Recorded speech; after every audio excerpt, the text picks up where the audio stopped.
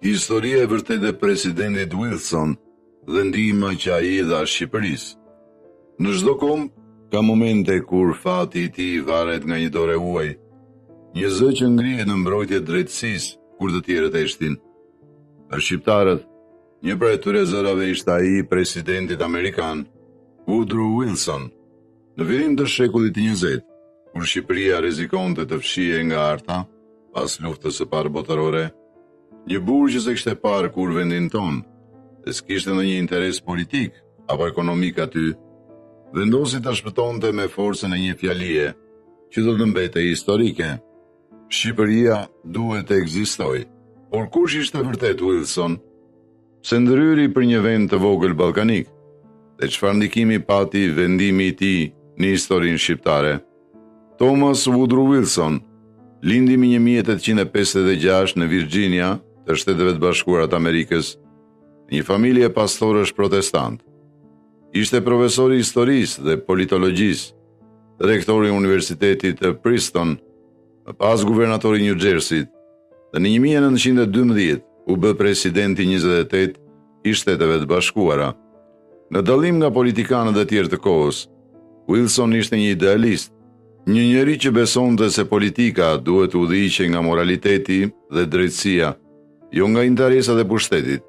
Ai e shihte botën pas luftës së parë botërore si një mundësi për një rend të ri ndërkombëtar, të bazuar në të drejtën e popujve për vetëvendosje.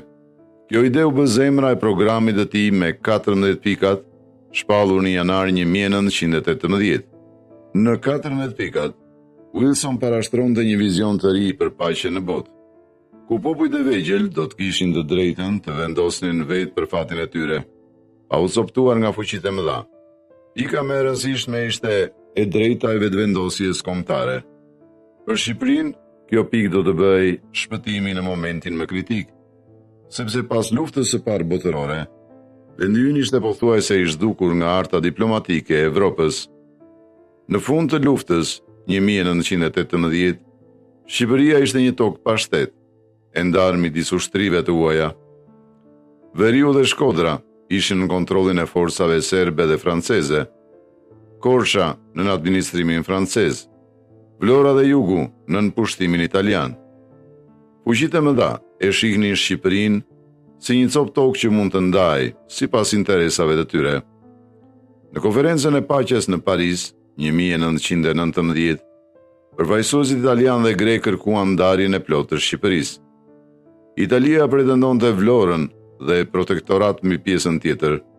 Greqia kërkonte pirjen e veriut, sot jugu i Shqipërisë. Serbia donte veriun dhe Kosovën. Diplomatët evropianë quajtën Shqipërinë një krijesë të përkohshme të vitit 1913. Në praktik, kombi shqiptar ishte gati të zhdukej.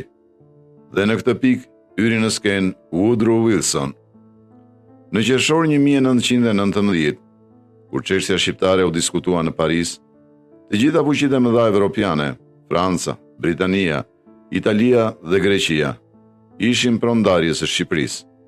Vetëm një njeri vuri veton, presidenti Wilson. Ai deklaroi: Shtetet e Bashkuara nuk mund të pranojnë që territoret të ndahen midis fqinjve, pa marrë parasysh dëshirat e popullit që jeton aty. Në dokumentet amerikane të kohës, thuhet se Wilson refuzoi të nënshkruante çdo marrëveshje që shkatërronte shtetin shqiptar, sepse kjo do të binte ndesh me parimet morale të tij. Në praktik, kjo bllokoi vendimin e konferencës së paqes, sepse pa firmën e SBA-s, marrëveshja nuk kishte legjitimitet ndërkombëtar. Në të njëjtën periudhë, në Paris mbërriti dhe delegacioni shqiptar, i kryesuar nga Turan Pasha dhe më pas nga Mehmet Konica, ndihmën e Fanolit, Mitat Frashërit dhe Fai Konicës. Ata kërkuan me ngulm që Shqipëria të njihej si shtet i pavarur në kufijtë e 1913-s. Për të forcuar çështjen shqiptare, shqiptarët e Amerikës, sidomos ata të shoqatës Vatra në drejtimin e Fanolit dhe Fai Konicës, nisën një fushat masive letrash dhe peticionesh drejtuar presidentit Wilson. Në qershor 1919, mijëra shqiptar amerikan dërguan telegrame dhe nënshkrime në shtëpinë e bardhë duke kërkuar: President Wilson, mos lejoni coptimin e Shqipërisë. Ajo është një kombë me gjuhë, fe dhe kulturë të vetën. Wilson i dëgjoi dhe reagoi. Në shtator 1919, kur Italia dhe Greqia kërkuan zyrtarisht ndarjen e Shqipërisë, presidenti Wilson dërgoi një notë zyrtare në konferencën e paqes, duke shpallur se SHBA-t nuk do të pranonin asnjë marrëveshje që shkelte integritetin territorial të Shqipërisë. Në notën diplomatike thuhej: Shtetet e Bashkuara nuk e kanë pranuar dhe nuk do ta pranojnë ndarjen e Shqipërisë pa pëlqimin e popullit shqiptar. Ky akt diplomatik, i firmosur më 6 dhjetor 1919, ishte pika e kthesës. Fal kësaj ndryrjeje, Shqipëria mbeti në artën e botës si shtet i pavarur, edhe pse e rënuar nga lufta dhe braktisur nga Evropa. Shumë historian kanë debatuar mbi arsyet. Disa mendojnë se Wilson veproi nga idealizmi moral i tij, të tjerë se donte të ruante parimin e vetëvendosjes si bazë për rendin e ri ndërkombëtar. Por në fakt ndikuan 3 faktorë kryesor. 1. Fryma e 14 pikave.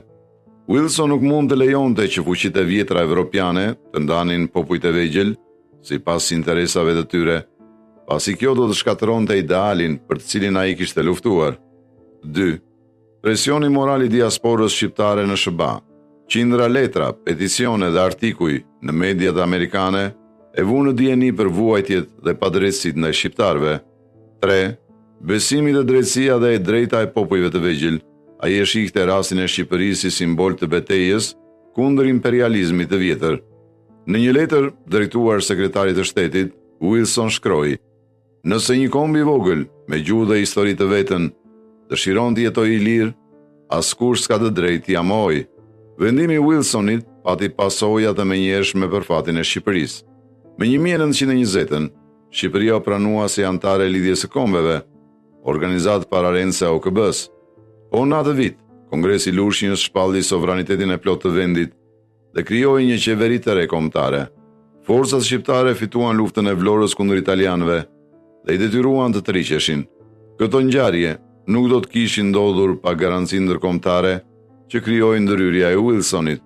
Në mënyrë simbolike, shumë qytete shqiptare i dhanë emrin e tij rrugëve, shkollave dhe institucioneve, si rruga e presidentit Wilson në Tiranë, një nder që pak të huaj e kanë marrë. Edhe pse Wilson u kritikua për dështimet në politikën e brendshme amerikane dhe për idealizmin e tepruar në arenën ndërkombëtare, për shumë kombe të vogla të asaj kohe, ai mbeti simbol i shpresës. Në Evropën lindore, shumë shtete të reja si Polonia, Çekoslovakia, Finlanda dhe edhe Shqipëria, lindën nga parimi i vetëvendosjes që ai shpalli. Në një kuptim më të thellë, ndërhyrja e Wilsonit tregoi se edhe në diplomacinë e ftogët ka vend për ndeshmëri morale. Shqipëria u bë një shembull i asaj që mund të ndodhë kur drejtësia mbështetet nga një zë i fuqishëm. Në kujtesën historike shqiptare, Woodrow Wilson është një nga figurat më të respektuara të huaja. Në vitet e demokracisë së pas 90-s, busti i tij u vendos në qendër Tiranës përballë godinës së Bankës së Shqipërisë.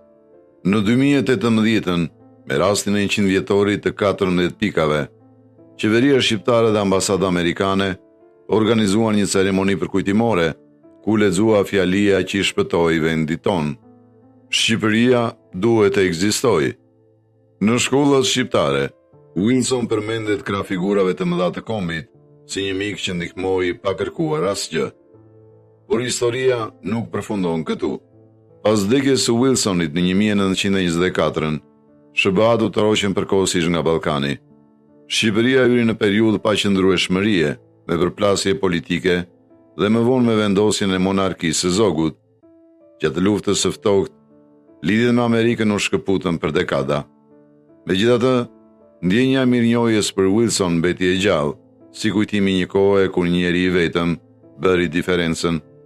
Rasti i Wilsonit dhe Shqipërisë është një prej shembujve më të rrallë në histori ku morali fiton mbi interesin.